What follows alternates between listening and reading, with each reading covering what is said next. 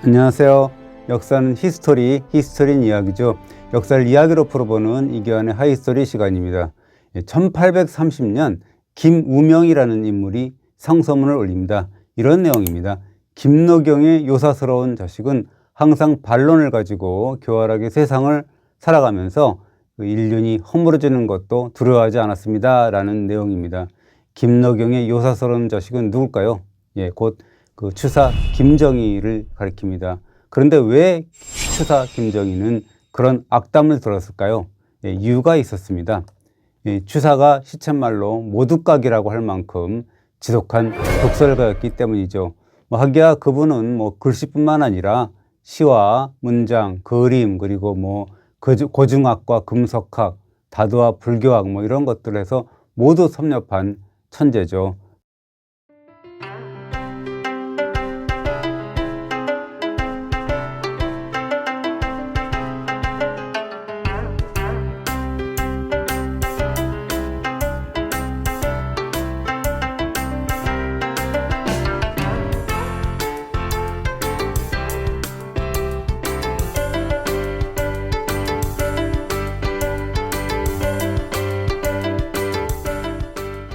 그런데 그분에게 타의 추종을 불허할 또 하나의 장기가 있었는데요. 그것은 바로 감시관입니다.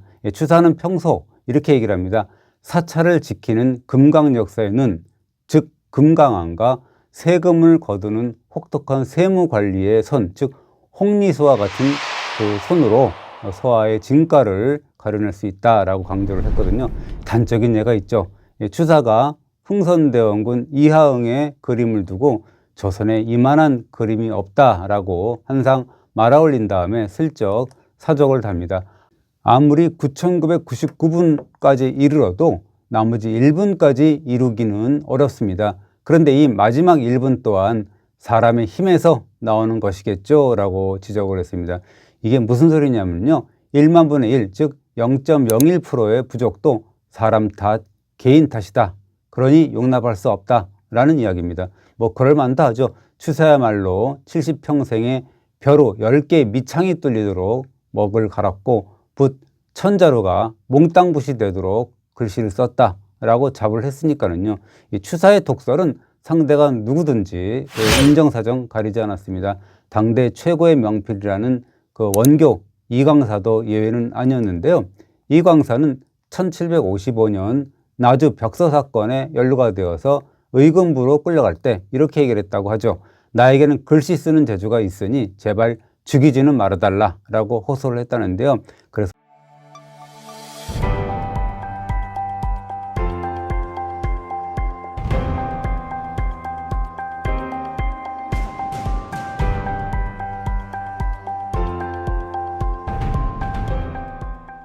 이제 이광사가 서의 이론과 역사를 서결이라는 책으로 펴냈는데요.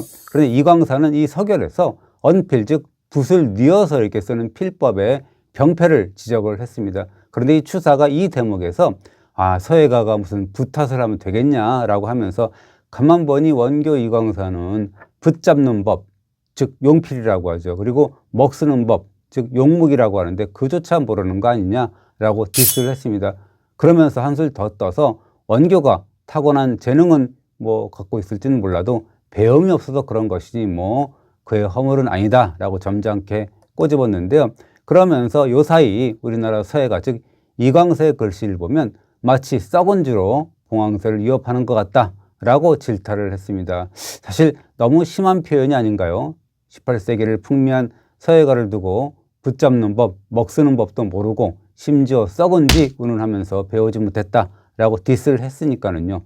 또 하나 일화를 남기죠. 1840년에 추사가 제주도 위리안치 유병을 받고 내려가는 길에 초이선사를 만나러 이제 해남의 대둔사를 찾았는데요. 그때 대둔사의 대웅보전이라는 4글자 편액을 못마땅하게 쳐다봤다고 합니다. 바로 추사가 맹렬하게 비판했던 원교 이광사의 글씨였다는데요. 추사가 초이선사에게 대체 뭐 하는 거냐, 원교의 형판을 당장 떼라 라고 이제 고래고래 소리를 질렀다고요 하고요. 그런 다음에 선수 본인의 예서체로 대웅보전 4글자를 쓴 뒤에 이걸로 걸어라 라고 했다 그럽니다. 그래도 원교 이광사는 죽은 다음에 험한 소리를 들었으니까 천만 다행이죠. 동시대 추사에게 독서를 들은 분들은 어땠을까요? 그 예가 제법 있어요. 추사가 유백길에 전주에서 만난 서예가 이삼만이라는 분이 계신데요. 이분이 지리산 천은사의 보제로 현판도 쓰셨고 곡성 태안사의 배알문 글씨도 쓰셨거든요. 그런데 이 추사는 이삼만과 그 제자들이 다 모인 자리에서 이삼만의 글씨를 지켜본 뒤에 한마디 던집니다. 노인장은 이고장에서는 글씨로 밥을 먹겠습니다 라고 이야기를 하거든요. 세상에 이런 수모가 어디 있습니까? 나이도 16살이나 위였거든요. 이삼만이. 그런 분한테 언제 본다고 립 서비스도 못한단 말입니까? 예, 그런 분이 또 있습니다. 바로 우봉 조일용이라는 분인데요. 이 추사는 아들인 김상우에게 보낸 편지에서 이렇게 얘기를 하죠.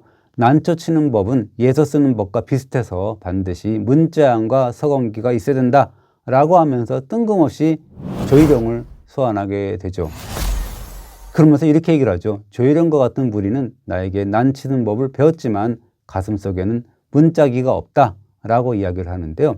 따지고 보면 아버지가 아들에게 보낸 사적인 편지에서 특정인을 뒷담화한 것에 불과하죠. 그런데 이 편지가 훗날에 완당선생 문집에 실려서 만천하에 공개되는 게 문제였죠. 추사의 이 독설 때문에 조일용이라는 분은 지금 이 순간까지도 문자양과 서건기가 없는 서화가로 폄훼되고 있으니까요. 이 대체 문자양과 서건기란 무엇이란 말입니까? 손재주가 아니라 책의 기운과 문자의 향기가 밴 작품을 남겨야 한다. 뭐 그런 뜻이죠. 추사의 이 문자양 서건기 타령에는 사실 문인사대부의 오만함이 짙게 배어 있는데요. 그림의 기술로만 보면 중인층 전문 화가인 조일용을 따를 수는 없겠지만 너희는 절대 문자양 서건기를 작품 속에 표현할 수 없다 라는 자부심을 드러낸 거죠. 그렇지만 조일용은 그렇게 무시당할 화가가 아니었거든요.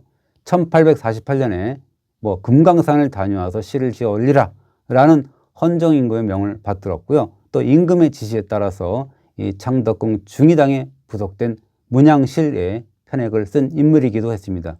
그리고 우봉은 추사와는 완전히 달랐거든요. 아무리 문자양과 서건기를 갖고 있어도 손재주 즉 천부적인 재능이 없다면 아무리 배워도 쓸모가 없다라고 여겼거든요. 이렇게 얘기를 합니다. 글씨와 그림은 모두 손재주다. 재주가 없으면 총명한 사람이라도 종신토록 배워도 할 수 없다. 그러므로 손끝에 있는 것이지 가슴속에 있는 것은 아니다 라고 얘기를 합니다.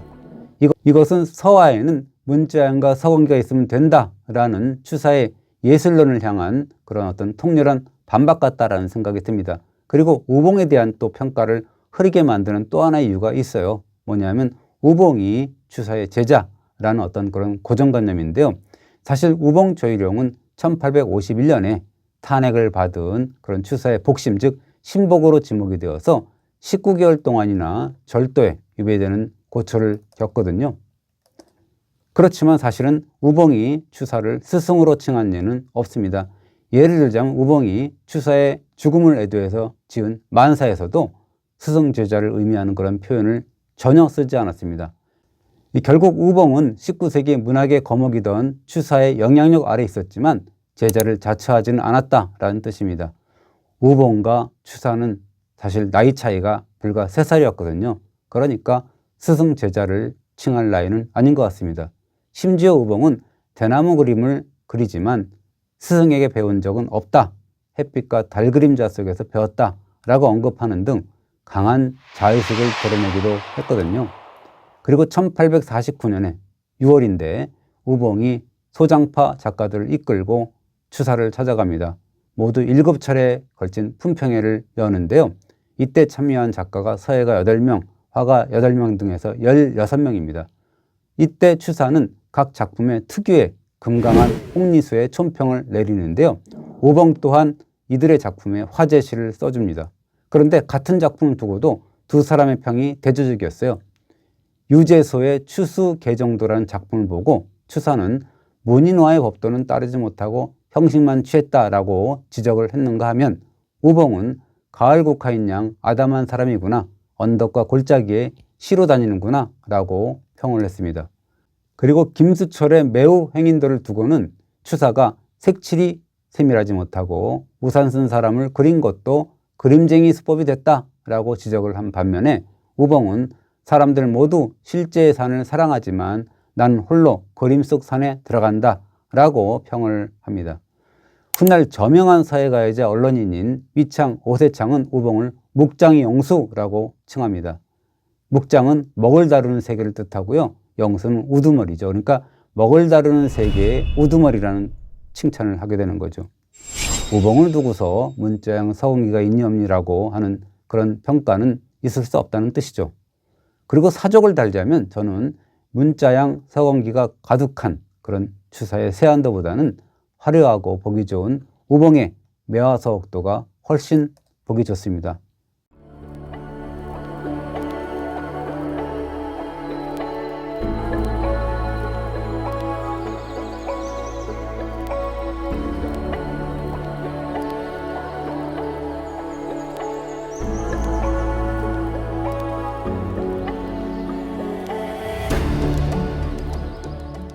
제 취향이죠.